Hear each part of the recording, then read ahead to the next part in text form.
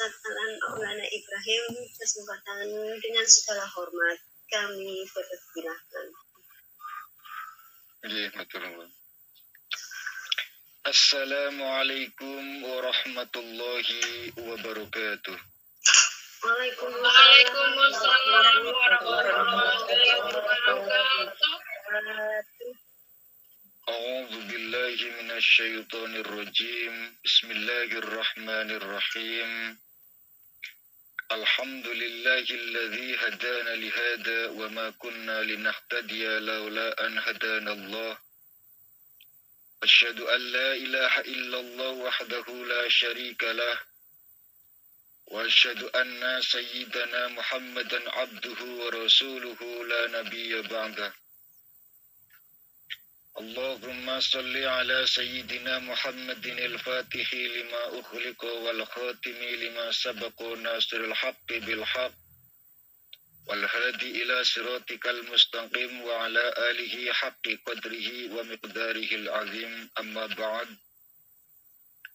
Faqala al-musannif fi hadzal kitab khulasatu sanati saminati minal hijrati. Khulasatu sanati saminati minal hijrati utawi iki iku ringkasan sejarah tahun kang kaping 8 kang netep saking hijrah. Ringkasan di tahun ke-8 Hijriah. Bis sanati saminati hadasat khuswatu Mu'tah.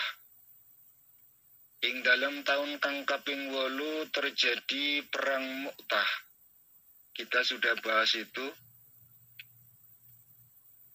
di beberapa waktu yang lalu. Ini ringkasannya yang terjadi di tahun ke-8 Hijriah. Wa qutila fiha ru'asarul jaisi, yang mana pada perang Mu'tah itu para pemimpin-pemimpin Islam, para komandan perang, ada beberapa yang meninggal. Di antaranya Zaid bin Harisah satu, Zaid bin Harisah, wa Ja'far bin Abi Thalib, Ja'far bin Abi Thalib, saudaranya Ali bin Abi Thalib, yang memimpin hijrah yang ke Habasyah. Wa Abdullah bin Arwahah fa'aghadar ra'iyata Khalid bin Walid. Kemudian tapuk kepemimpinan itu dipegang oleh Khalid bin Walid. Wa qatala minar Rumi wa qatalan aziman, ngamuk karena 3 komandan perang meninggal. Khalid bin Walid ngamuk luar biasa. Wa khalasal jaisa al-islamiyya minhum, sehingga keterkepungan umat Islam dapat diloloskan atas jasa kepemimpinan Khalid bin Walid. Kita tahu bahwa Khalid bin Walid itu semenjak menjadi panglima perang tidak pernah menemukan kekalahan, bahkan saat belum masuk Islam. Jadi notabene Khalid bin Walid itu memang seorang jenius, seorang pintar, seorang panglima perang sebelum masuk Islam. Ketika ekspedisi, tetap yang diraih oleh Khalid bin Walid dengan pasukannya itu kemenangan. Maka ketika masuk Islam pun, Khalid bin Walid ketika pegang bendera komando menjadi panglima perang, itu menemukan kemenangan. Tidak bisa dibayangkan ketika saat umat Islam dikepung oleh tentara Rum, orang-orang Roma. Perang Mu'tah itu perang dengan orang-orang Roma, yang jumlahnya itu tidak sebanding. Umat Islam sedikit, musuhnya banyak, dikepung, tapi karena kejeniusan Khalid bin Walid sehingga umat Islam itu bisa lolos. Tentu kita sudah lewati ini, tapi saya ingin ulas balik sebagai hazanah buat kita. Sebagai seorang ahlu sunnah wal jamaah yang kadang kita tidak tegas untuk menentukan hukum. Tidak tegasnya kita sebagai ahlu sunnah wal jamaah dalam menentukan hukum bukan kita itu lemah, tidak. Tapi saking banyaknya pengetahuan, saking banyaknya ilmu pemahaman. Saya ambil contoh misalkan kepemimpinan Khalid bin Walid ini, Bu. Jangan bisa bayangkan, Khalid bin Walid mantan preman. Orang yang pernah memusuhi Nabi luar biasa. Artinya keimanan Khalid bin Walid itu tidak sebanding dengan Abu Bakar. Kok Abu Bakar dipimpin oleh Khalid bin Walid? Artinya apa? Imamnya tidak jauh lebih baik ketimbang makmumnya. Gitu loh. Imamnya tidak jauh lebih baik daripada makmumnya.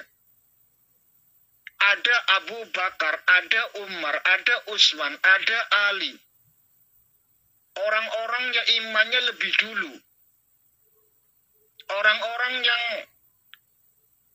sudah berjuang bersama Rasul itu lebih lama ketimbang Khalid bin Walid.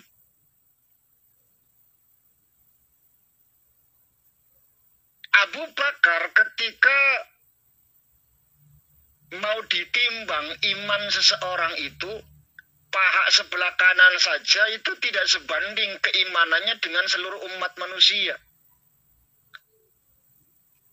Puncaknya nanti setelah tahun ke-9, Bu. Ini kan tahun ke-8. Tahun ke-9 itu luar biasa. Di mana terjadi perang Tabuk. Nah, tapi nanti saya nyerempet sedikit saja. Kita masih di tahun ke-8. Yang mana perang Tabuk itu nanti bendera kepemimpinan itu diberikan kepada Abu Bakar. Artinya apa? Itu adalah perang terakhir Kanjeng Nabi. Ya, perang terakhir. Karena sebentar lagi Nabi akan kapundhut.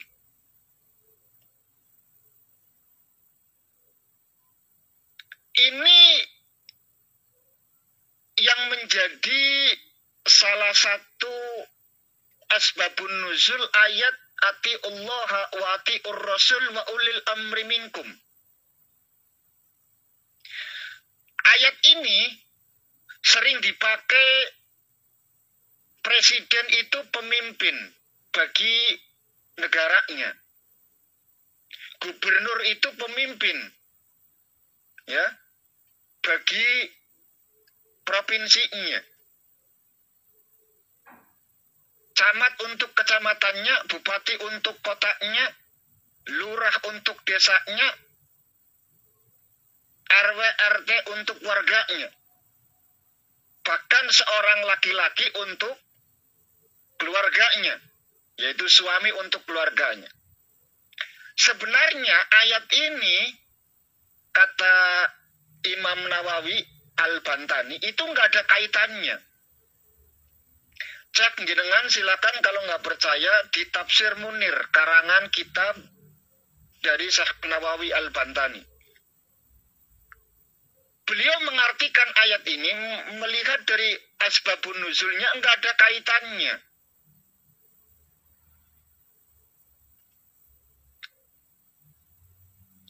Ayat ini ditujukan atas dasar kepemimpinan Khalid bin Walid.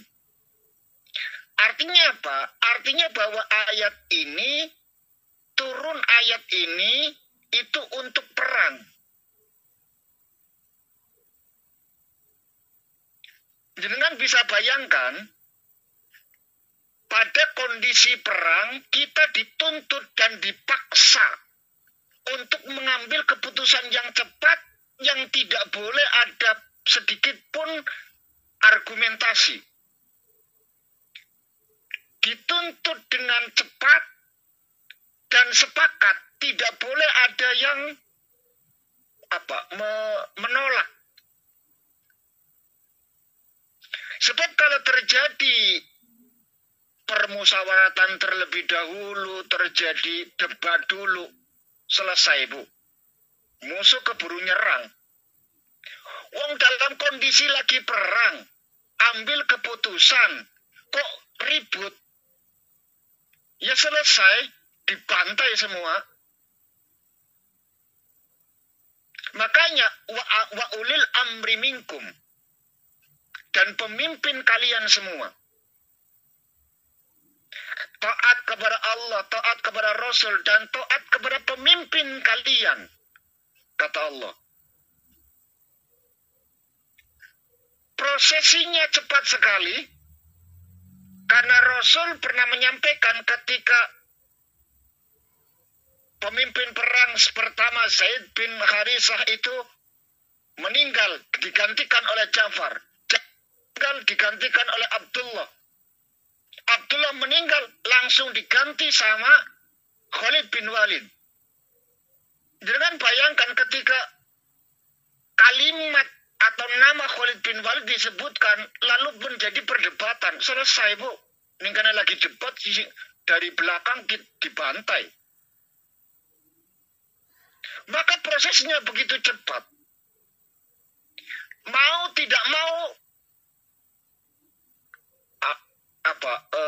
suka atau tidak suka, harus tunduk patuh pada keputusan Rasulullah. Hikmah apa yang bisa kita ambil? Kadang-kadang nalar kita itu tidak tembus, Bu. Ya. Nalar kita itu tidak tembus. Nalar kita itu tidak bisa. Nalar kita untuk dipaksa. Mau nggak mau harus menuruti. Karena agama milik Allah dan Rasulnya. Bukan milik siapa-siapa. Bukan milik nalar manusia. Bukan seyogyanya. Bukan seharusnya. Tidak sama sekali. Kalau dibilang nalar, seharusnya pemimpinnya Abu Bakar. Minimal Umar. Kenapa harus Khalid bin Walid? Itu nalar kita. Orang yang pertama kali masuk Islam, orang dewasa, Abu Bakar. Maka pengganti Rasulullah harusnya Abu Bakar. Kenapa kok Khalid bin Walid? Gitu. Ini satu khazanah buat kita, wawasan untuk kita gitu loh. Makanya tadi di awal mukaddimah saya mengatakan kadang-kadang hukum kita tidak tegas. Ya, hukum kita tidak tegas. Sampai detik ini pun kadang-kadang bahasa Marsail itu masih menjadi perdebatan, walaupun tidak ada satupun yang menghalalkan bunga bank. Enggak ada satupun. Tapi mau mengharamkan, pikir-pikir, Bu. Ya? Pikir-pikir. Apalagi terjadi inflasi segala macam. Ya banyak yang mengharamkan. Ya. Tapi mau menghalalkan, ya pikir-pikir gitu loh. Mau menghalalkan, ya pikir-pikir juga. Sejatinya bunga bank ini riba atau tidak? Coba. Saya ajak kalian untuk berpikir. Kalimat ahalallahul bai'a wa harramar riba contohnya. Dihalalkan jual beli, diharamkan riba. Pertanyaannya adalah, asbabul nuzul ayat ini turun itu apa? Apa yang dimaksud riba? Terjadi kekurangan pangan, orang yang nggak bisa makan, Bu. Datang sama orang yang punya, lalu pinjem duit. Pinjem duit 10.000 untuk makan hari ini. Oke? Untuk makan, saya bilang untuk makan, bukan untuk usaha. Pinjem duit 10.000 untuk hari ini makan. Lalu kata yang punya duit, Oke, nanti kembalikan 12.000. Ini sudah nggak di luar, ini sudah di luar nalar, Bu. Wong untuk makan saja hari ini nggak bisa kok disuruh mengembalikan 12.000 besok. Gimana caranya begitu loh? Wong hari ini saja nggak bisa makan, pinjem duit untuk makan. Kok besok disuruh mengembalikannya 12.000? Dikembalikan 10.000 saja, kempas-kempis, apalagi ditambah 2.000. Sing diarani anake uangnya mana? Ini yang dimaksud riba. Kasusnya untuk makan. Pertanyaan berikutnya. Yang pinjem bank, orang kaya apa orang miskin, Bu? Saya tanya sama jamaah. Yang pinjem duit di bank orang kaya apa orang miskin? Orang kaya. Orang kaya. Kebetulan kemarin sore saya itu baru didatengin dari Bank Jateng, Bu. Kemarin persis jam 4 saya didatengin bank, menyodorkan selembaran. Ini apa? Barangkali butuh butuh dana, butuh modal, kami bisa bantu. Terus saya bilang, saya nggak pernah ambil kayak gini, saya bilang. Dan kayaknya enggak lah. Syarat di antara itu saya baca ada anggunannya, sertifikat. Artinya apa? Orang miskin nggak mungkin bisa pinjem bank, Bu. Karena anggunannya itu harus ada BPKB, sertifikat, semacam-macam. Artinya kertas berharga. Orang miskin nggak mungkin punya kertas berharga, Bu. Pinjem mereka itu bukan untuk makan, tapi untuk mengembangkan usaha. Itu yang menyebabkan rodok pelo mau menghalalkan itu rodok pelo. Jadi antara halal haram bulat ngono terus, Bu. Bulat. Wis pasti bulat.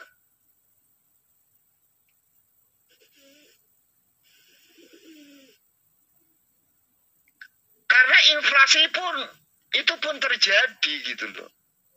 Masalahnya kita itu anut paham kapitalis. Kan repot. Andaikan kita pakai standarnya emas aman, Bu. Tapi sekarang standarnya dolar. Uang itu terjadi inflasi dan segala macam. Bayangkan kita hutang di tahun 80, 1 juta. 1 juta di tahun 80 itu buat beli sapi itu bisa 10 sapi, Bu. Ya. Bisa buat beli sapi itu ya minimal 5 lah, 5 sapi. 1 juta. Ada orang tahun 80-an pinjam 1 juta. Baru nyaur sekarang. Kuat nyaurnya sekarang, Bu. Mau nggak disaur 1 juta?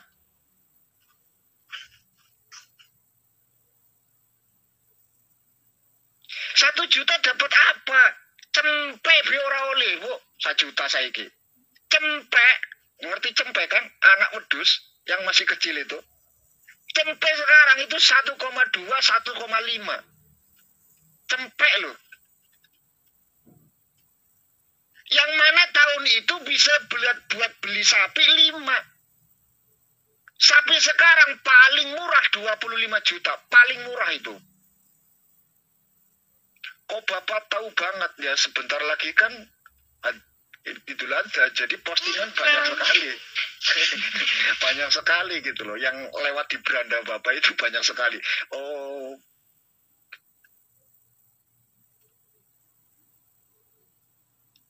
ya nggak bisa buat beli apa-apa 1 juta.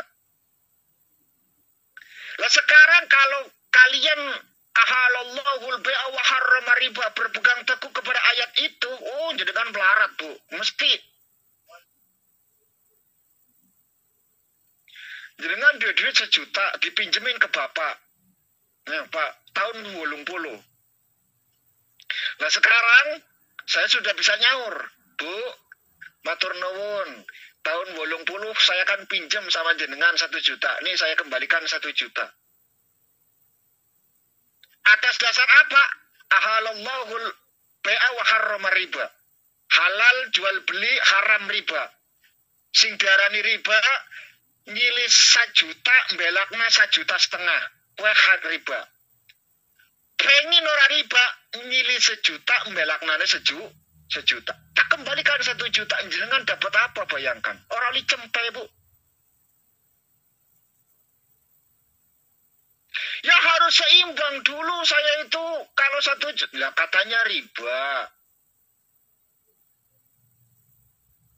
Karena uang itu terjadi inflasi gitu loh.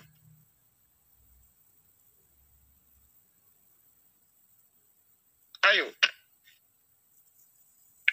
Ilmu manajemen dan ekonomi kalian saya putar otaknya. Saya pinjem duit 100 juta di bank. Contoh ini. Saya pinjem uang 100 juta di bank. Per bulannya itu 2 juta selama 5 tahun. Ngangsurnya 2 juta sampai 5 tahun. Oke. Berarti setiap bulan saya harus menggelontorkan duit 2 juta masuk ke bank. Titik. Saya kelola duit 100 juta itu. Karena kebetulan saya itu jual beli mobil, saya alokasikan dana 100 juta itu untuk jual beli mobil. Beli mobil yang standar saja lah ya, standar-standar yang kijang-kijang yang tahun-tahun lalu. Ya, minimal 50 juta. 50 juta 1 unit. 2 unit berarti 100 juta. Keuntungan Bu. Kalau kita beli mobil 1 unit 50 juta. Beli 2 unit 100 juta. Oke. Asal kalian tahu, minimal pedagang mobil, minimal ini loh, minimal, itu mengambil keuntungan 2 juta. Minimal itu. Wong kemarin saya itu beli Kijang LGX tahun 2003, harga 77 juta, Bu. Ditawar 85 juta, saya belum dapat. Lepas 90, mau orangnya. Dibeli 90 juta. 77 sampai ke 90 berapa keuntungannya, Bu? 13 juta kan? 13 juta. 13 juta, Bu.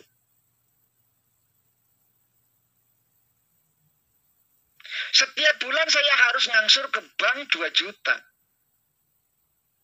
Taruhlah 1 unitnya itu 2 juta. 2 unit 4 juta. Saya ngangsur ke bank 2 juta, saya dapat untung 2 juta. Yang rugi siapa? Tidak ada yang rugi. Bank diuntungkan, kita pun diuntungkan. Karena setelah 5 tahun kemudian, uang 100 juta itu milik saya.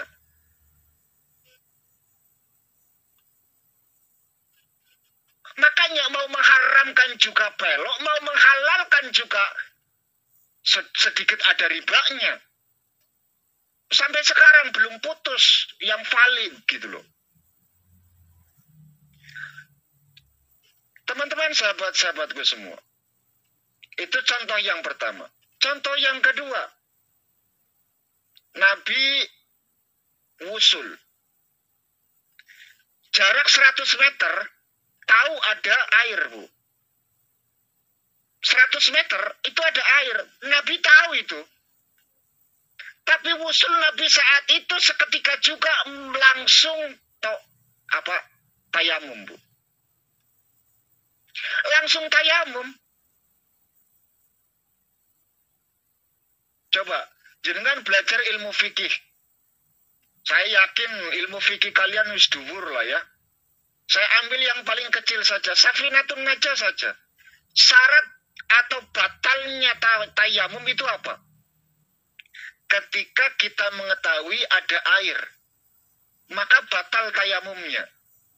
Jenengan wani ngomong, Nabi batal tayamumnya ngono. Mentok ilmu fikih, Bu. Ya, pelok hukum fikih. Kenapa? Mau nggak mau, justru fikih yang harus ngikuti Kanjeng Nabi. Wong agama milik Allah dan Rasulnya. Mentok-mentok, ini khusus untuk Nabi, tidak boleh diikuti umatnya, selesai. Nabi sah-sah saja, kita ndak boleh, Bu. Apa jenengan tawaf, terus ada yang ngasih tahu, Mbak kok jenengan tawaf tayamum, sorry. Kok jenengan tayamum itu kan ada, saya ngikuti Nabi, saya lagi wusul karo Gusti Allah. Oh, diguyu karo umat jenengan. Apa meneh diguyu karo Imam Syafi'i malahan jenengan. So-soan. Nggak bisa gitu. Kembali kepada ati Allah wa ati Rasul. Taat kepada Allah, taat kepada Rasul, taat kepada pemimpin kalian. Maka mau nggak mau kita harus satu komando. Ya, harus satu komando. Khalid bin Walid mengatakan itu yang harus dikerjakan. Gitu loh. Dan Nabi itu Nabi. Nubuahnya Nabi itu kelihatan banget. Kenapa?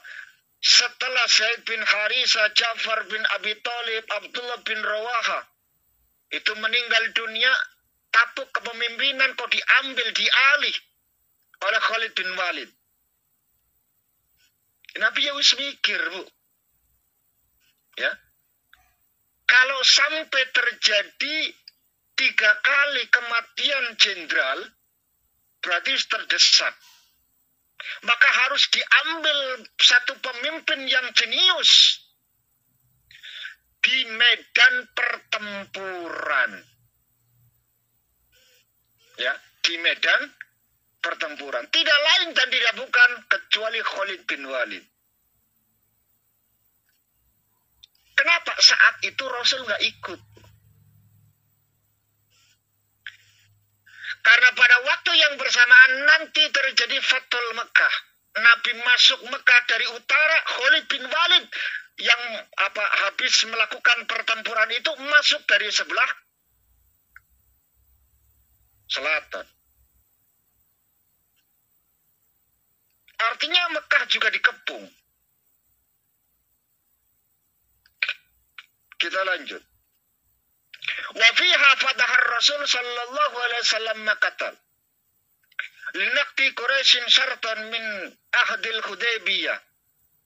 Dan terjadi pula di tahun yang ke-8 itu terjadi Fathul Mekah. Rasul masuk ke Mekah. Linaqti Quraisyin syartan min ahdil Hudaybiyah. Kenapa kok Rasul menyerbu kota Mekah?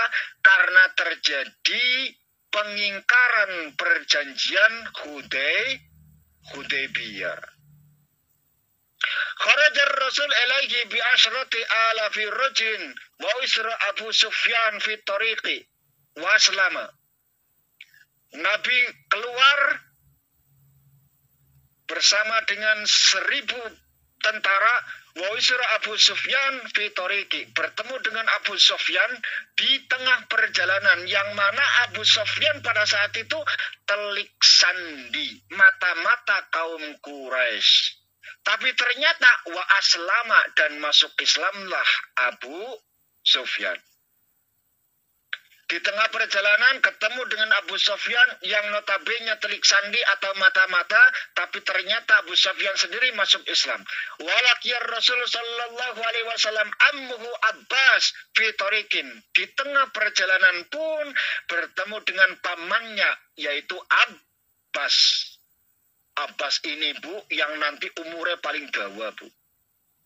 Sampai anak putune ke dolanan gegere yang pada lubang-lubang karena saking banyaknya tusukan tombak dan panah segala macam.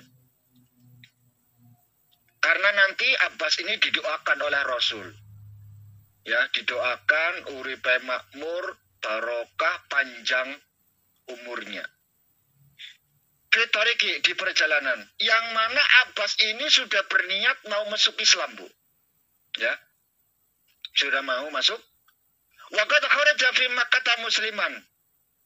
Karena sudah punya niat untuk masuk Islam.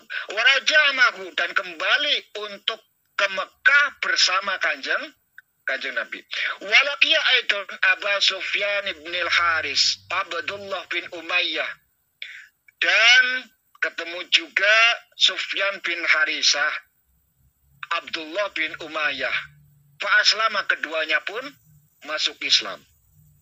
Wa dakhala Rasul sallallahu alaihi wasallam Makkah min akhlaha.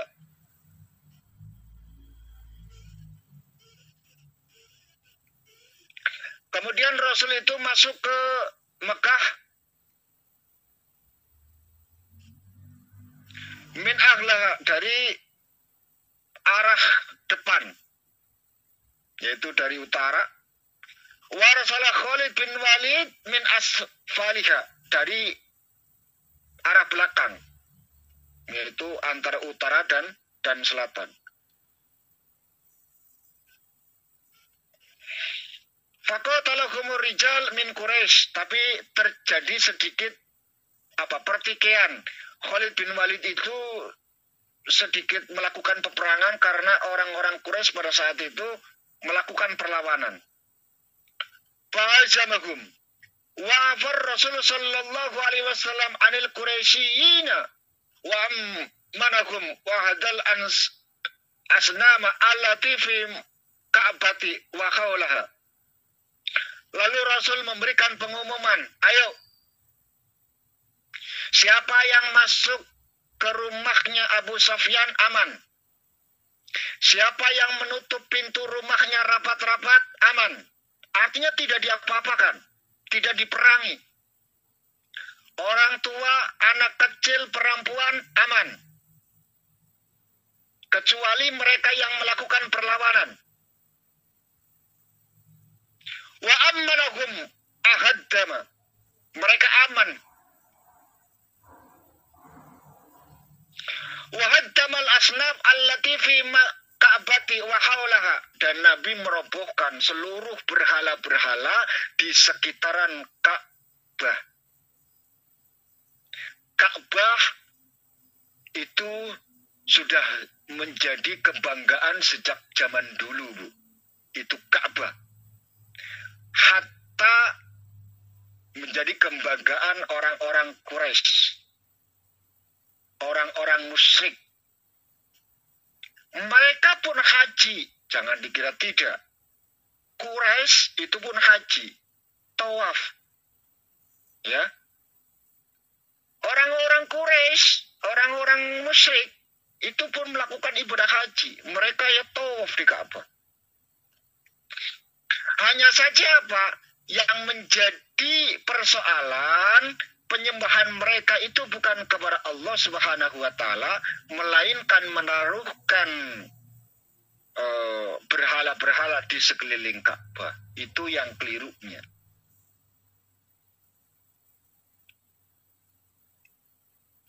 Makanya saya selalu ajarkan sama anak-anak di sana. Ya, jangan terlalu bangga-bangga banget lah ya. Memang ibadah haji dan umroh itu satu ibadah yang mengeluarkan duit banyak. Itu intinya, Bu. Kalau masalah ibadah, podo, Bu. Sama-sama ibadahnya. Ya, sama-sama ibadahnya. Kalau kita terlalu bangga diri karena bisa berangkat haji dan umroh, kasihan mereka. Mereka yang tidak punya apa-apa. Ya. Mereka yang tidak bisa umroh dan haji. Ya, selalu mengatakan ibadah ke padha wae. Bedane mukur ke nganggo ibadah ke larang ke murah ngono tok. Ning kono ya tawaf ning kene jenengan ya tahajud padha wae. Sama-sama ibadah. Yang minimal satu, ngerem hadun nafsi orang yang berangkat. Yang kedua, memberikan kegembiraan untuk orang-orang yang tidak mampu. Gitu loh. Yang tidak mampu berangkat umroh dan haji. Kemarin kan saya baru cerita. Anakku kemarin itu berangkat, lalu bangga cerita bisa cium Hajar Aswad. Mencium Hajar Aswad. Jangan bayangkan Hajar Aswad itu penuh dengan minyak, Bu. Selalu disemproti minyak wangi. Wangi luar biasa. Dalam keadaan pakai ikhram batal loh, Bu. Batal. Lagi pakai ikhram, lagi tawaf. Kan syarat berikhram kan tidak boleh pakai wewangian.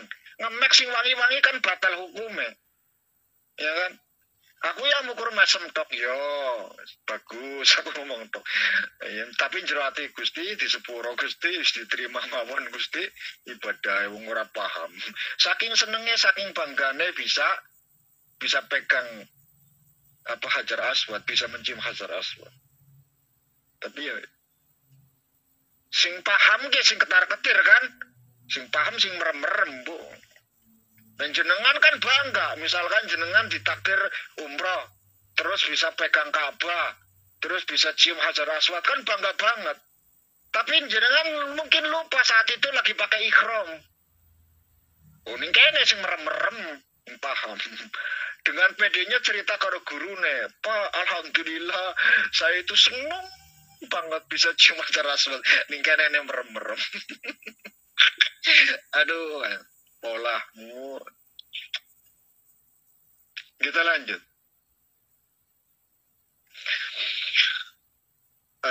Mana? Wafar Rasul sallallahu alaihi wasallam anil Quraisyiyin ammanahum adal asnam allati fil maqdad wa hawlaha wa bay'u ar-rijalu wan nisa'u ahammu man aslama Abul Fathi Abu Kuhafah.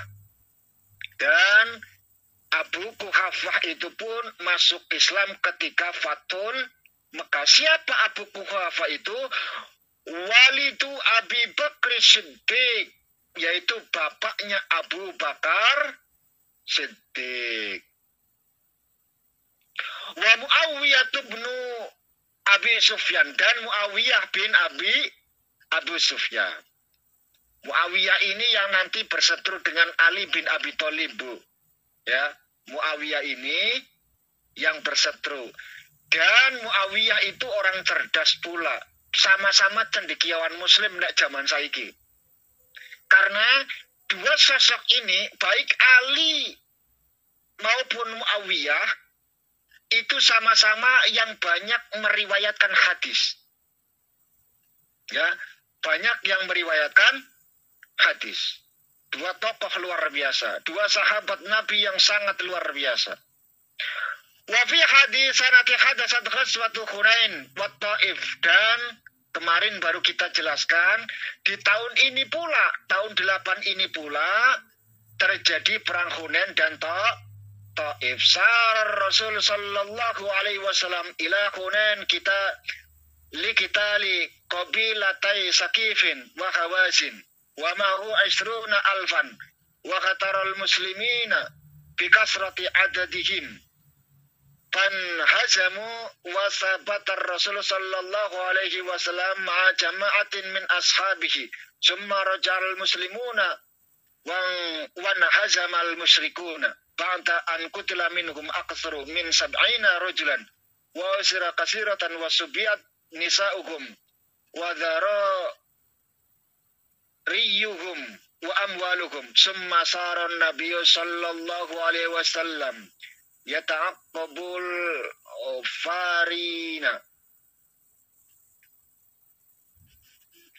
fawajadahum mutahassinina bit-Taif fahasaruhum samaniyata asyara yawman wa qutila muslimuna asna asyara rajulan summa raja Rasulullah sallallahu alaihi wasallam ila Ji'ranah faqadimat alaihi qabilatu hawazinu muslimin wa kasarahum biraddis sabyi dunal amwal summa akhrama bil umrati wa dakhala Makkah summa raja ilal Madinah min lailatihi. Terjadi perang Hunain, perang Taif, yang mana mereka pun mengalami kekalahan, didesak terus sama orang-orang muslim, dikepung mereka selama 18 hari, banyak mereka yang meninggal, di antaranya orang Islam itu 12 orang, orang musyrik itu 70 orang, artinya orang Islam lebih unggul, lebih menang. Dan ketika Rasul pulang, singgah di Jiroyan, utusan mereka itu datang, mereka menyerah, lalu Rasul itu suruh memilih, ya wis, mereka nyerah, kue pilih, mana yang mau diamankan, tawananmu, teman-temanmu, atau hartamu. Harus satu di antara yang dua itu kau tinggalkan. Kau pilih hartamu, silakan hartamu kau bawa kembali, tawanan tetap di sini. Kau bawa, harta tinggalkan. Ternyata mereka memilih teman-teman mereka. Orang-orang musyrik aja antusias, lebih memilih teman daripada harta. Harta mereka tinggalkan. Suka memilih teman-teman mereka. Gitu.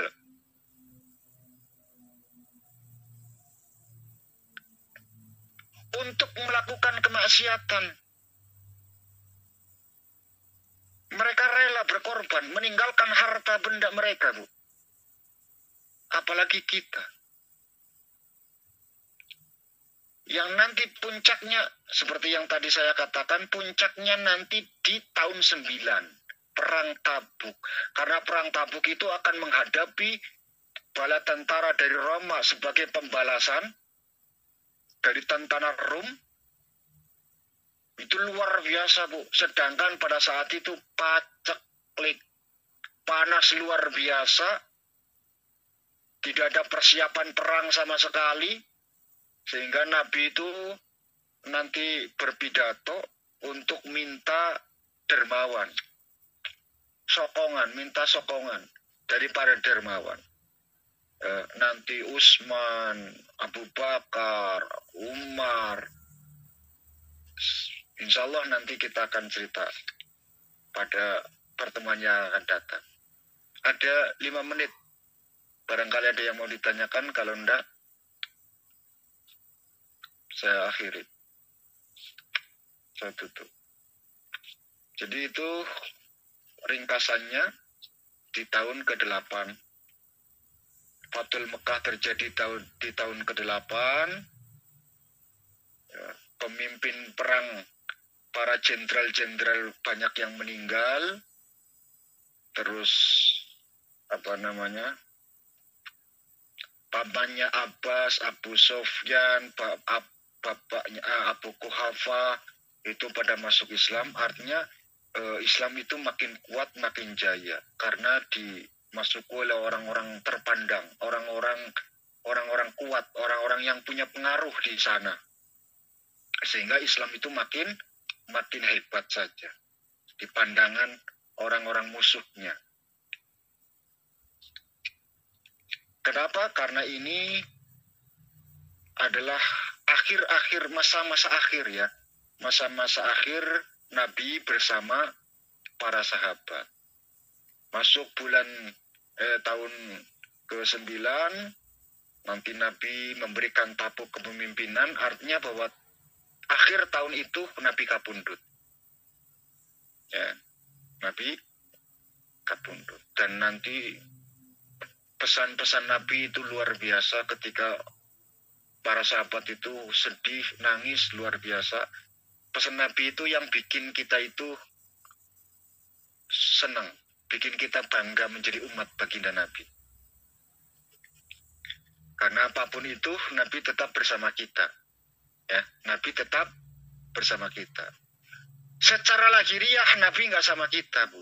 Secara lahiriah, karena Nabi sudah pulang menghadap Allah Subhanahu wa Ta'ala.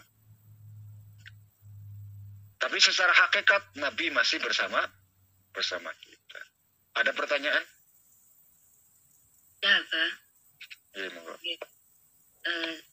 Assalamualaikum warahmatullahi wabarakatuh.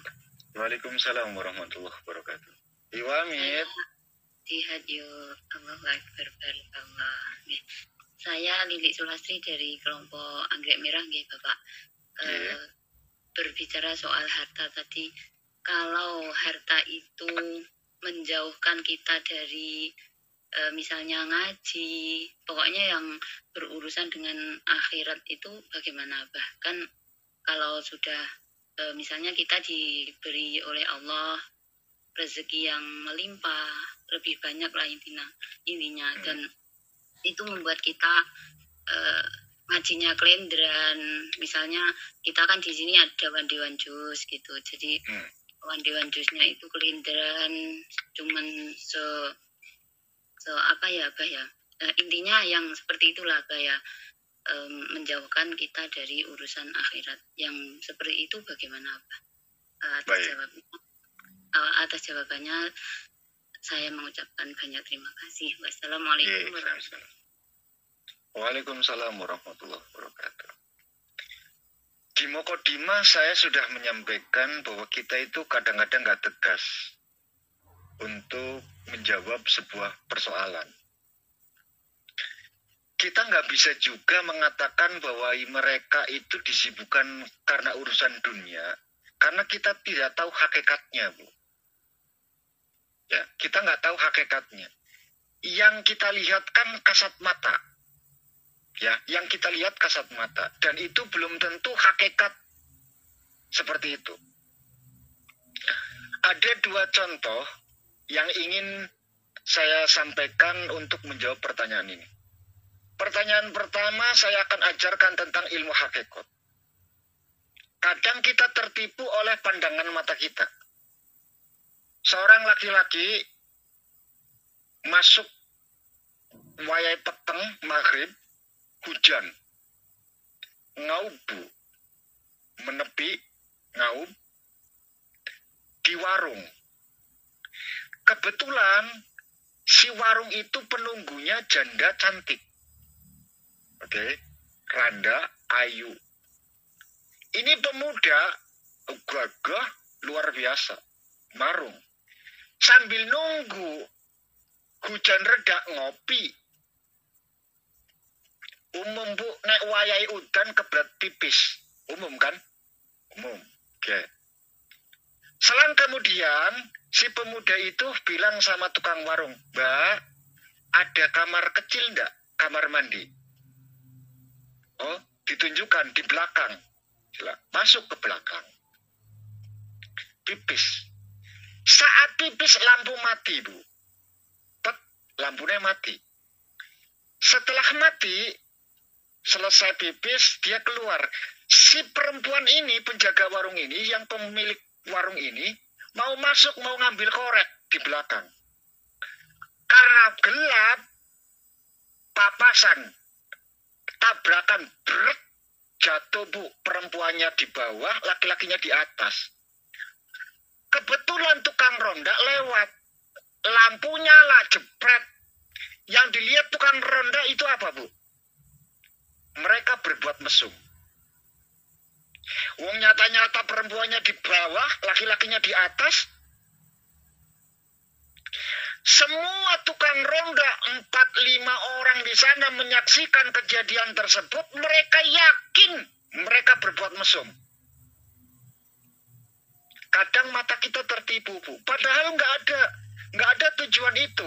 Wong yang satu habis dari belakang, mau apa namanya dari habis pipis mau balik ke depan, yang dari depan mau ngambil korek ke belakang, brek, jatuh. Satu, pandangan mata kita kadang tertipu. Itu yang pertama. Saya ajarkan ilmu hakikat. Tidak semuanya seperti itu. Yang kedua, Nabi lagi taklim, Nabi lagi ngaji. Datang seorang pemuda bawa cangkul. Lewat begitu saja. Nabi lu sing ngaji, kudu alan.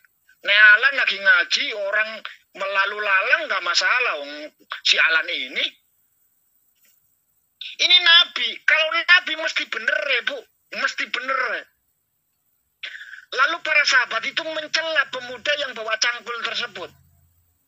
Cilaka itu orang. Wong Nabi lagi ngaji, lagi taklim, kok orang welu ngaji. Nabi tersenyum mendengar kalimat itu. Ojo dilaknati, jadikan Nabi. Ojo dilaknati. Piye-piye, bagaimanapun, dia juga sedang mengamalkan apa yang saya ajarkan. Kalian masih kalian masih teori, dia sudah praktek. Dia lagi mencari nafkah untuk keluarganya. Mencari nafkah wajib hukumnya. Ya kan? Mencari nafkah wajib hukumnya. Mungkin di rumah ada seorang ibu yang sudah tidak bisa berbuat apa-apa, sehingga dia harus bekerja untuk memberikan makan orang tuanya.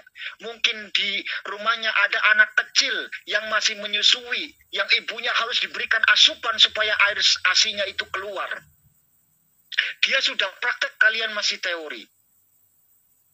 Maka jangan dilanati.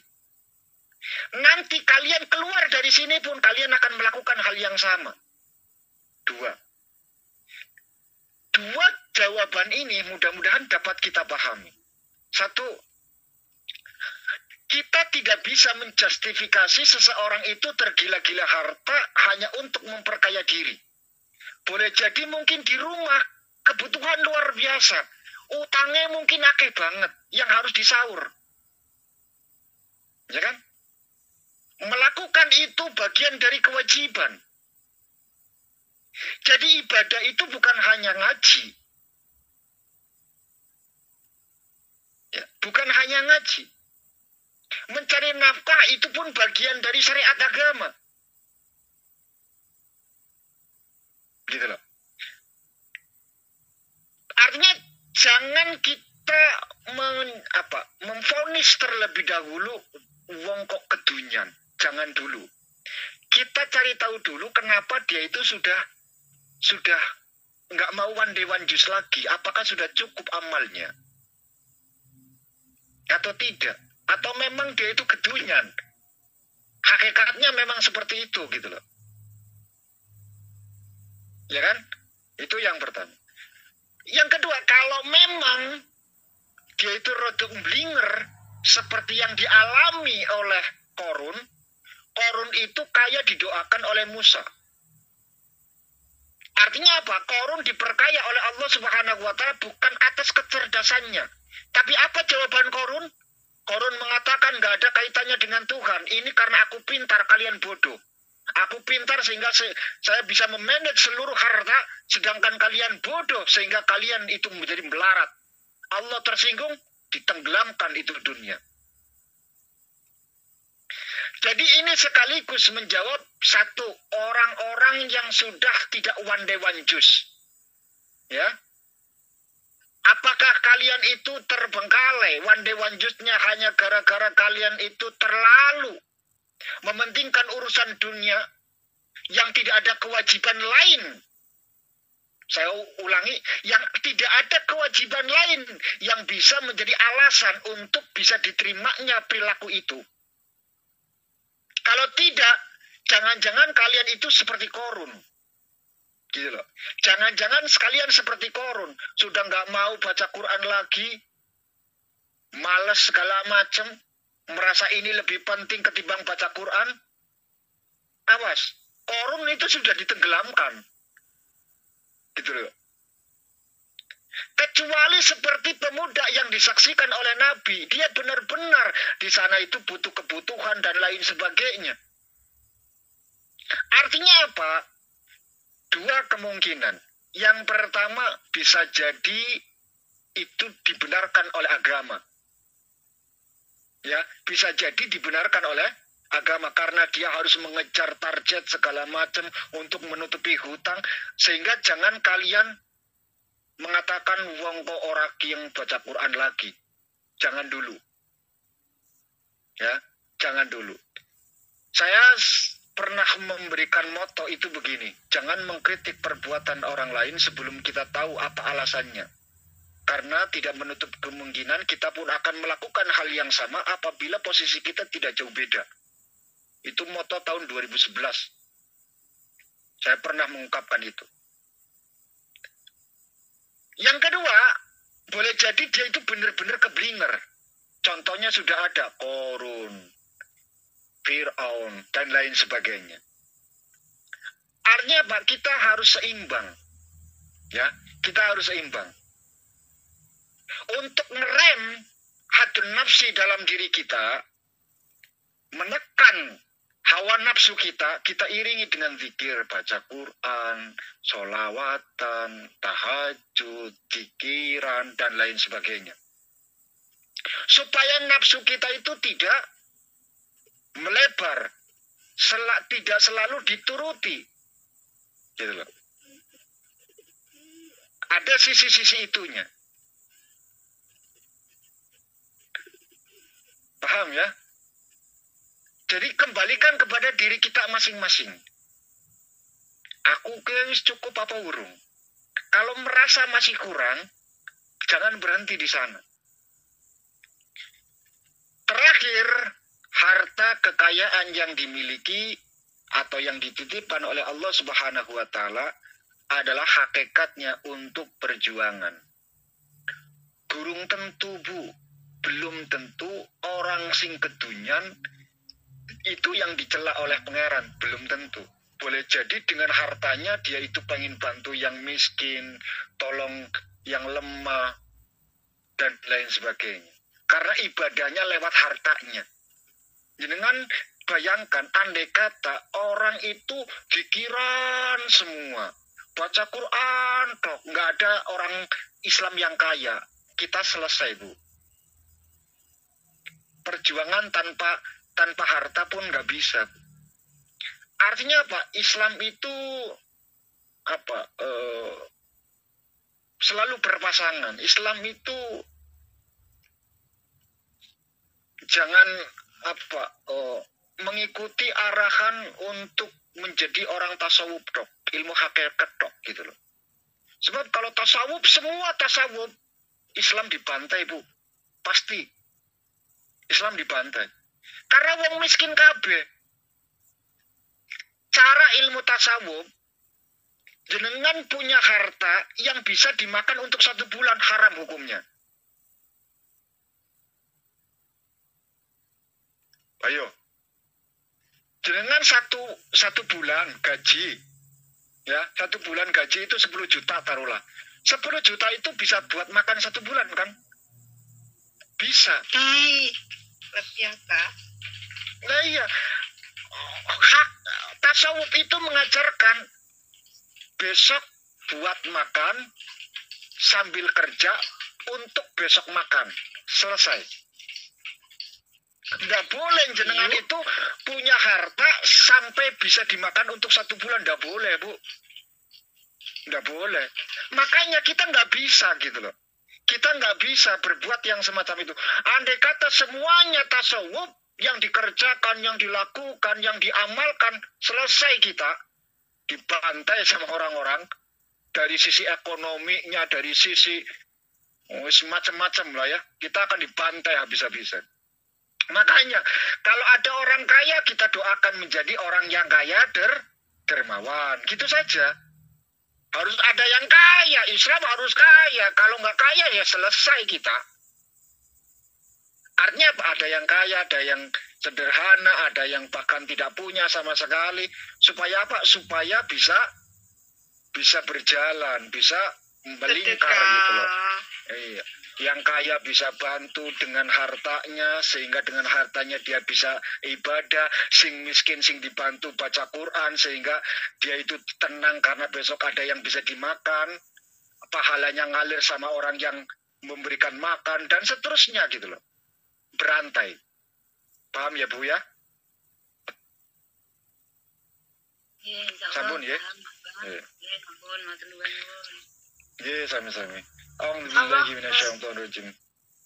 Ustaz, mohon maaf itu ada minta barokah doanya untuk ayah dari Bunda Imro'atul Mufidah, Ustaz. Yes. Yang meninggal dunia. Meninggal dunia. Nama? Namanya dan Bapak saya Koni. Bapak Saikoni. Saikoni. Baik.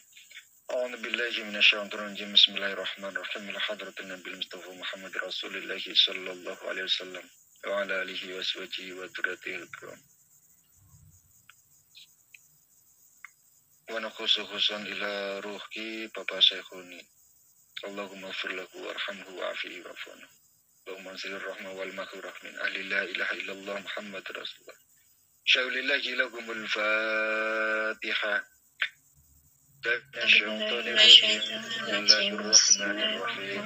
Alhamdulillahi rabbil alamin. Arrahmanir rahim. Maliki yaumiddin. Na'budu wa iyyaka nasta'in. Ihdinas siratal mustaqim.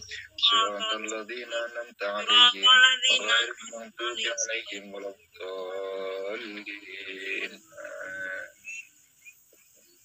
أعوذ بالله من الشيطان الرجيم بسم الله الرحمن الرحيم اللهم صل على سيدنا حبيبنا شفينا كريم دخرنا مولانا محمد سلم ورد بركة على كل صحابة رسول الله الحمد لله رب العالمين والعاقبة للمتقين والصلاة والسلام على رسولنا محمد وآله وصحبه أجمعين اللهم ندم أحوالنا وخلصنا من ألم الفقر والذل وعصمنا من البلاء والوباء والطاعون ومن شر الأعداء والشياطين والنفس الأمارة بالسوء اللهم يسر لنا الانتظام في جميع الأمور الدنيوية والدينية وحسن مرادنا بالخير اللهم بعدنا من الشر والعصيان اللهم إنا نعوذ بك من جود البلاء ودرك الشقاء وسوء القضاء وشماتة الأعداء يا محول الحال والأحوال حول حالنا إلى أحسن حال اللهم يا كسر النوال ويا خالق جميع الأفعال وفقنا لنية الخير في جميع الأقوال والأحوال اللهم سلمنا وسلم ديننا ولا تسلب وقت الناس إيماننا ولا تسلط علينا من لا يخافك ولا يرحمنا وارزقنا خير الدنيا والآخرة إنك على كل شيء قدير ربنا آتنا في الدنيا حسنة وفي الآخرة حسنة وقنا عذاب النار وصلى الله على سيدنا محمد وعلى آله وصحبه وسلم وأنا ربك رب العزة عما يصفون وسلام على المرسلين والحمد لله رب العالمين بحق الفاتحة أعوذ بالله من الشيطان الرجيم بسم الله الرحمن الرحيم الحمد لله رب العالمين الرحمن الرحيم مالك يوم الدين إياك نعبد وإياك نستعين اهدنا الصراط المستقيم صراط الذين أنعمت عليهم غير المغضوب عليهم ولا الضالين آمين آمين آمين يا رب العالمين. Sebelum saya tutup,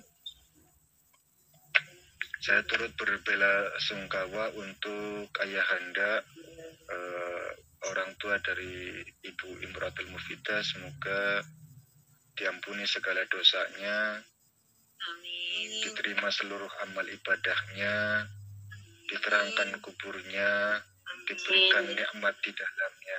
Amin amin ya rabbal alamin. Dan diberikan kesabaran, keikhlasan para ahli warisnya yang ditinggal oleh almarhum. Terakhir, bahwa tadi jawaban saya berarti tidak membenarkan orang yang meninggalkan atau menterbengkalaikan yang mengikuti one day one juice. Artinya saya juga tidak sependapat, tidak setuju. Tentu harus ada alasan yang bisa membenarkan itu. Ya, artinya bahwa apapun itu kita tetap harus selalu membersihkan hati kita lewat pikiran-pikiran itu sebagai rem supaya kita tidak kebablasan hubbud dunya. Wal akhiran subhanakallahumma bihamdika asyhadu an la ilaha illa anta astaghfiruka wa atubu ilaik. Akhiru da'wana walhamdulillahi rabbil alamin. Wassalamualaikum warahmatullahi wabarakatuh. Waalaikumsalam Waalaikumsalam warahmatullahi wabarakatuh.